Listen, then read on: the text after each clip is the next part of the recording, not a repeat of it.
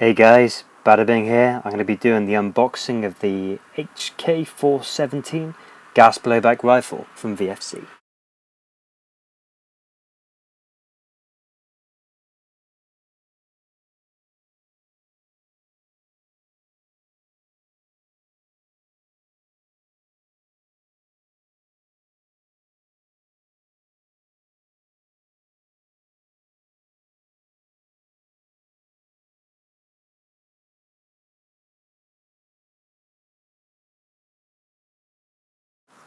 Now, because I bought it from Sniper AS out of Germany, it ships in accordance with German law where they're not allowed to have fully automatic airsoft guns. I think that's the general kind of law.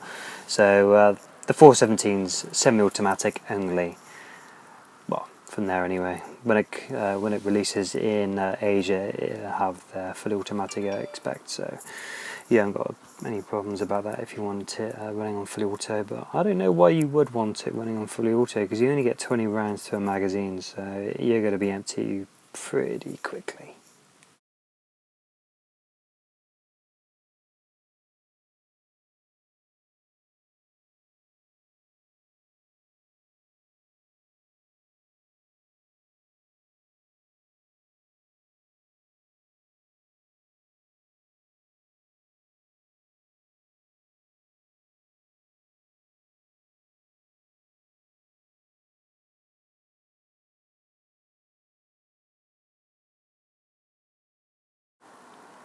If any of you are wondering, that little monster at the bottom of the video is Rocky. He's 9 months old and he's a complete nightmare. So yeah, sorry about him being in the picture, but he just, an empty box, he had to go for it. What's he gonna do, you know?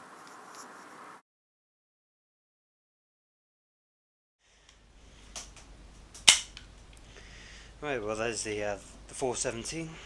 How do you take this back plane off? Oh, there we go. Store some batteries in there, stuff. It's quite nice. Got the lovely H&K trades.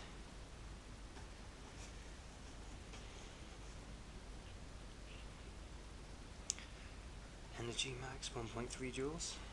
1.3 joules. What the hell's that? I only deal in feet per second, really. So don't know joules. There's HK on the top of the receiver there.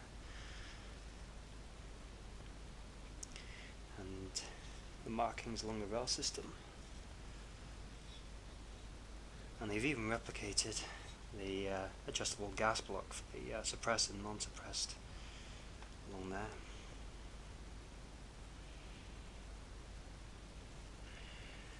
And the right side of the receiver, we can see the H&K on the side of the bolt carrier, which is cool, with a plastic dust cover. I don't know whether it's like that on the real thing, but I think it's like that on the 416 that VFC produces.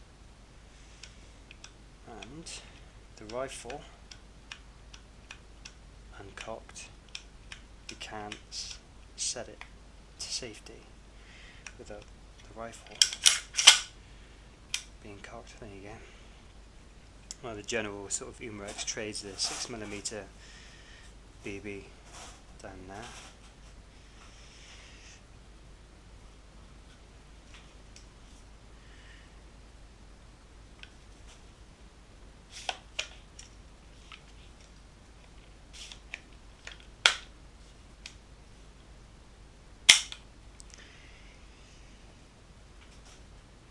This is number 78.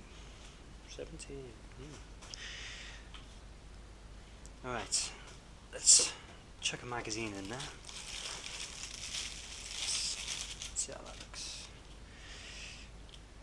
The thing you notice about these, the 417 magazines, they're actually really lightweight. It's I can imagine you can carry quite a few of these and it's not really going to weigh you down as much as any other sort of magazine, because most of it is made of polymer.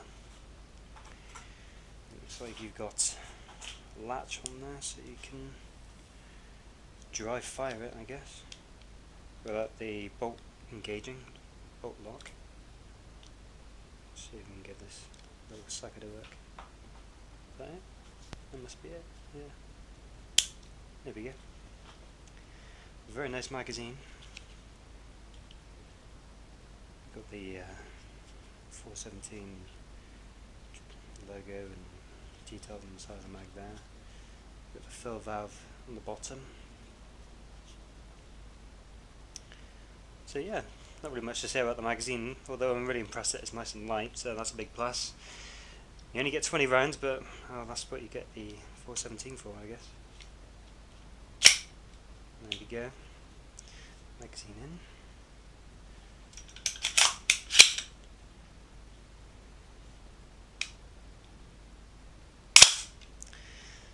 That's quite stiff to release the bolt carrier. You have to really push it into for it to engage. There you go.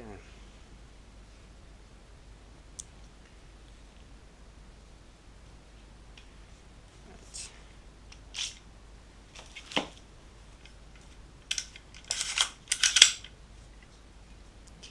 I don't know if the how good the hop-up unit is on the on this one, whether they've made any adjustments from any of their previous hop-up designs. Hopefully they did, because I've only heard sort of like negative reviews in regards to the hop-up units. So it is open and it shoots awesome out of the box. I hope it does. I hope it doesn't really need too much modification for the hop. We'll see when I get a chance to take it down to the range.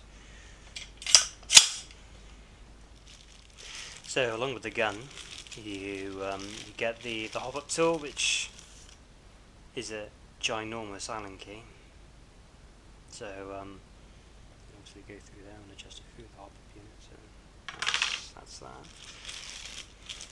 And there's the manual.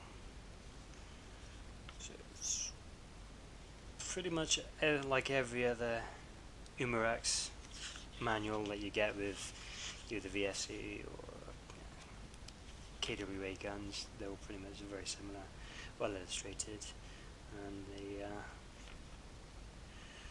the English is understandable. Fantastic. You don't have to cope with any Chinglish here. So just gives you all the information you need to know. So, as a manual does. Right guys, I've just broken down the rifle just to try and show you the materials of the low receiver and the bolt carrier group as well. Just to kind of like see what materials are made of. Now I've got a magnet here, doing a magnet test. Okay, hammer, steel,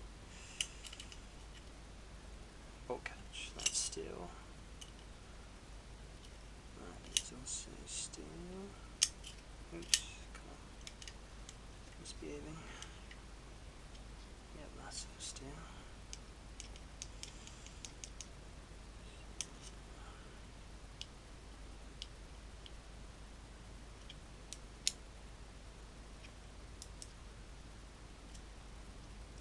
Down pins seem to be all steel. Release catch. The trigger is not steel.